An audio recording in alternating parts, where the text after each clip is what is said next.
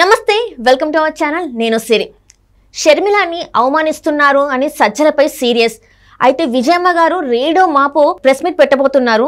అయితే దీని వెనకాల గల కారణాలేంటి, ఎందుకు సజ్జల గారు వైఎస్ షర్మిలాని అవమానించారు, ఇదంతటి ఈ విషయాన్ని మనతో చర్చించడానికి ఉన్నారు ప్రముఖ సీనియర్ జర్నలిస్ట్ దుర్గా కుమార్ గారు. నమస్కారం సార్. నమస్కారం మా సిరి, మన వీక్షకులకు కూడా నా నమస్కారం. వైఎస్ విజయమ్మ గారు షర్మిలాని సజ్జల గారు అవమానించారు అని చెప్పేసి ప్రెస్ మీట్ పెట్టబోతున్నారు. అసలు ఏమని అవమానించారు అంటే దీంట్లో జగన్ పాత్ర ఉందని అనుకోవచ్చా మనం? అసలు సజ్జల అలా అవమానిస్తుంటే జగన్ గారు అంత సైలెంట్గా ఎలా ఉన్నారు ఏంటి? మీరు అన్నారు కదమ్మా సైలెంట్గా ఉన్నారని.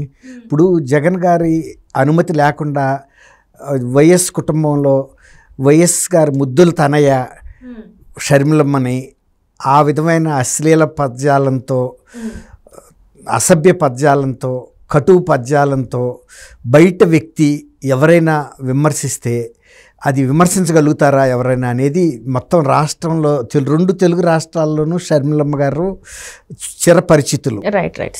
ఆయన ఉమ్మడి రాష్ట్రానికి ముఖ్యమంత్రిగా చేశారు కాబట్టి వీళ్ళు కూడా తెలుసు బాగా.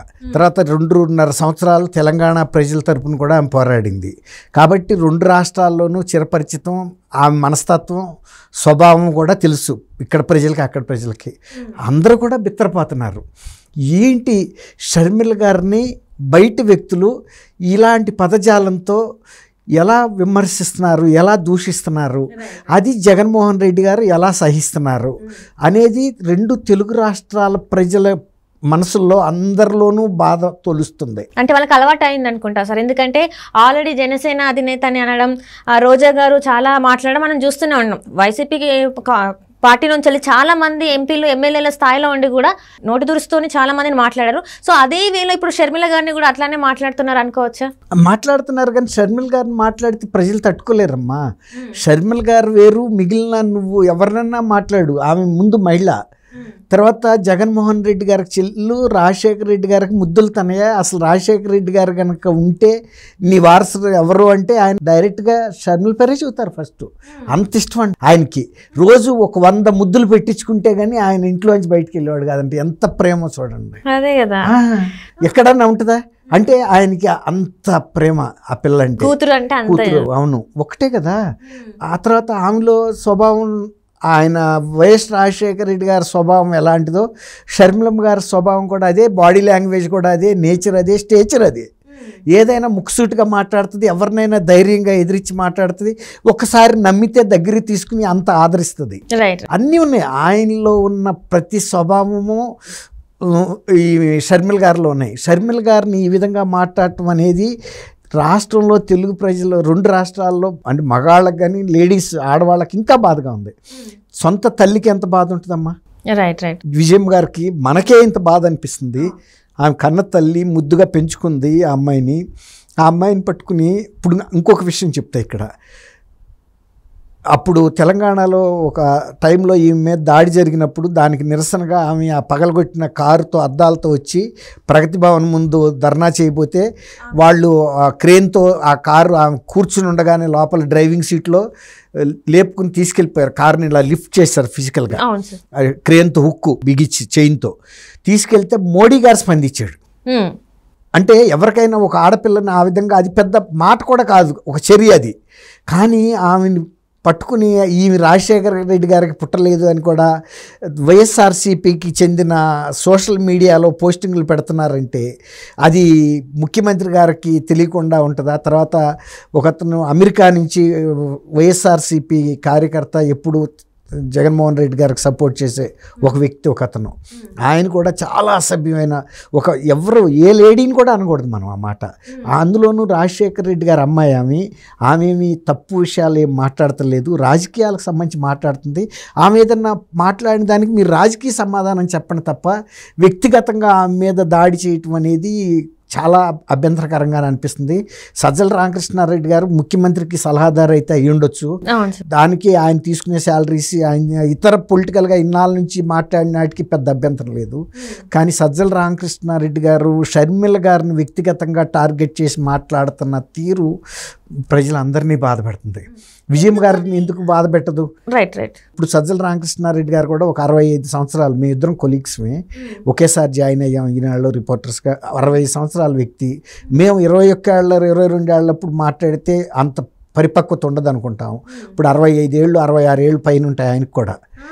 మరి అలాంటి వ్యక్తి, ఆమె ఒక కూతురు లాంటి మనిషిని పట్టుకుని ఆ విధంగా మాట్లాడటం, ఏదైనా ఉంటే జగన్ గారు మాట్లాడుకుంటే అది వేరే మాట. కానీ ఆయన అంతరంగిక విషయాల్లోకి, వ్యక్తిగత విషయాల్లోకి, కుటుంబ విషయాల్లోకి ఎవరికైనా సరే పరిమితి ఉంటుంది. ఇప్పటికే రాజశేఖర రెడ్డి గారి కుటుంబం ఎంతో అన్యోన్యతకి పేరుగా ఉండేది గతంలో. ఎప్పుడైనా క్రిస్మస్కి కానీ న్యూ ఇయర్ ఫంక్షన్స్కి కానీ వాళ్ళ ఎక్స్టెండెడ్ లార్జర్ ఫ్యామిలీ కూడా ఎవరు ఎక్కడున్నా కూడా పులివెందులు వచ్చి ఎంతో ఆనందంగా గడుపుతారనేది ఆదర్శంగా చెప్పుకునేవాళ్ళు.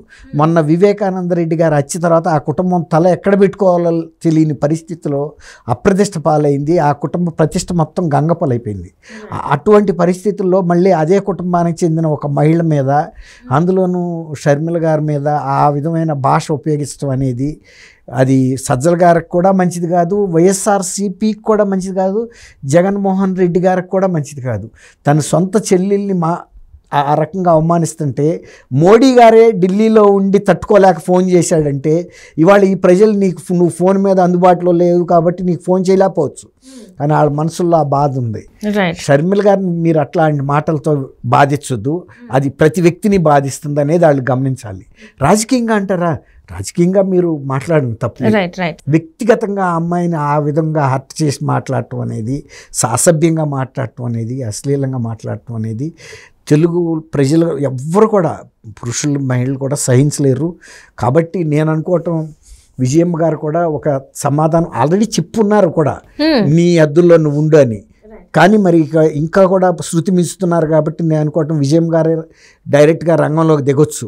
గతంలో జగన్మోహన్ రెడ్డి గారి తరపున ఎలా అయితే బైబిల్ పట్టుకుని ప్రచారంలోకి వచ్చారో, ఇవాళ షర్మిలమ్మ కూడా రావాల్సిన సమయం వచ్చింది అనిపిస్తుంది. Right sir. అంటే ఇక్కడ నాకు ప్రశ్న ఏంటంటే సార్, సొంత చెల్లి ఇక్కడ ఎలాంటి ఆదరణ దొరకలేదు కాబట్టి పక్క రాష్ట్రానికి వచ్చింది. పక్క రాష్ట్రం నుంచి తన పార్టీని వేరే పార్టీలో విలీనం చేశారు.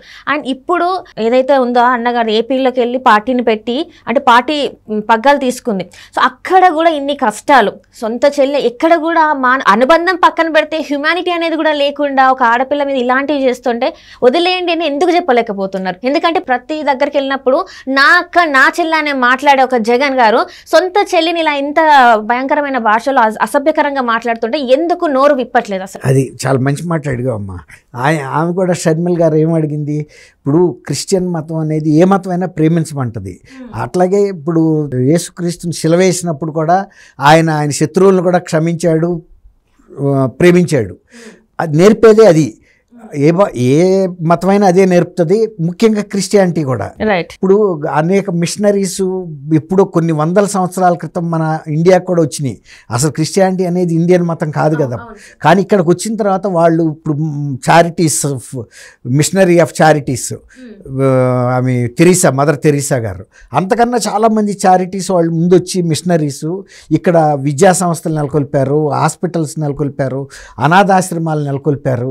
ఇవన్నీ కూడా ఇంత సేవ చేశారు. క్రిస్టియానిటీ అంటేనే ఒక ప్రేమతత్వానికి సింబల్.